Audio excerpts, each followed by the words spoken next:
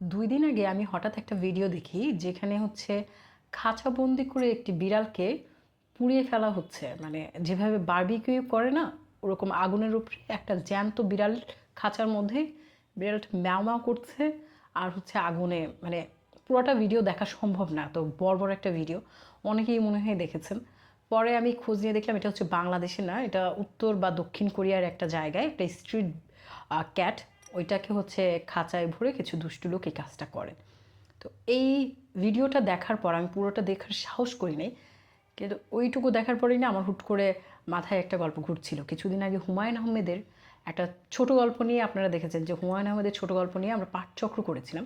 তো ওইখানে হুমায়ুন আহমেদের ছোট গল্পের মধ্যে একটা গল্প আছে কুকুর। তো আমি তখন আলোচনা করেছিলাম যে কুকুর গল্পটায় যা বলেছেন হুমায়ুন আহমেদ, আমার মনে হয়েছে যে উনি একটু বাড়িয়ে বলছেন। একটা জ্যান্ত কুকুরকে মানে বাচ্চা মানুষ মানুষ পুড়ায় ফেলতে পারে, এটা কি সম্ভব নাকি? মানে আমার বিশ্বাস হতে হয় নাই, বা ইচ্ছাও করে নাই যে বিশ্বাস করি। ব্যাপারটা ছিল এরকম যে, একটু যদি গল্পটা বলি, বাচ্চারা খেলছে, একটা কুকুরকে একটা ভেজা জামা পরানো এবং তারা দল বেঁধে কুকুরটার পাশে খেলছে। পরে হচ্ছে যেই গল্পগত যার সাথে কথা বলছেন, সে ওই কুকুরটার যখন কাছে যায় তখন কেরোসিনের গন্ধ পায়। বাচ্চারা কী করেছে, একটা ওই জামা কেরোসিনে ভেজে ওই কুকুরের গায়ে পেঁচিয়ে দিচ্ছে এবং পরে আগুনের মধ্যে ওই জ্যান্ত কুকুরটাকে ফেলে দেয়। এবং গল্পকথ ওই কুকুরটাকে বাঁচাতে যেয়ে নিজে অনেক পুড়ে যায়, কিন্তু কুকুরটা আর বাঁচাতে পারেনি। এরপর গল্পে আরও টুইস্ট আছে, আপনারা যদি গল্পটা পড়েন তাহলে জানতে পারবেন। এখন এই গল্পটা যখন আমি পড়েছিলাম গত মাসে, তখন আমার একটু বিশ্বাস করতে ইচ্ছাও করেনি, আমি বিশ্বাস করিও নাই।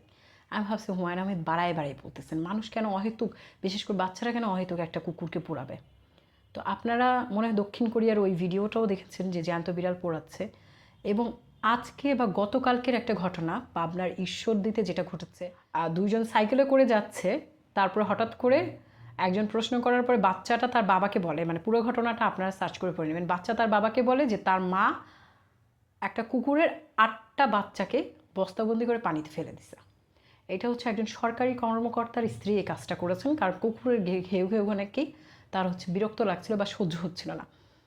মানে এইটা কিভাবে সম্ভব হইতে পারে, মানুষ কিভাবে এত বর্বর হইতে পারে, একজন মা কিভাবে এটা হইতে পারে, আমি আসলে টোটালি ব্ল্যাঙ্ক হয়ে গেছি। এবং আমার এত এখন মানে এই দুইটা ঘটনার পর আমার মনে হয়েছে, না মনে হলো যে না, হুমায়ুন আহমেদ হচ্ছে নিজে বানিয়ে লেখেন নাই, আসলেই মানুষ এত অমানবিক। এবং একই সাথে আমার এটা মনে হয়েছে যে এই যে কুকুরটা পোড়ায় মারছে, বা এই যে কুকুরের 8টা বাচ্চা সে মেরে ফেললো, 8টা প্রাণ যে সে মেরে ফেললো, এই যে বিড়ালটা জ্যান্ত পুড়িয়ে ফেললো, এদের বিচার হবে কিনা আমি জানি না। আর বাংলাদেশে তো মানুষ মারা গেলেই আমরা সেই বিচার পাই না, একটা প্রাণী মারা গেছে, তার নিতান্ত কুকুর, তারে কি আমরা বিচার পাবো আপনার মনে চাই? আপনি কুকুর প্রেমী হন বা প্রাণী প্রেমী হন বা না হন, অন্তত কোনো মানুষ দ্বারা কোনো ছোট্ট প্রাণী ক্ষতি না হোক, সকল প্রাণী তাদের মতো করে সুখে থাকুক।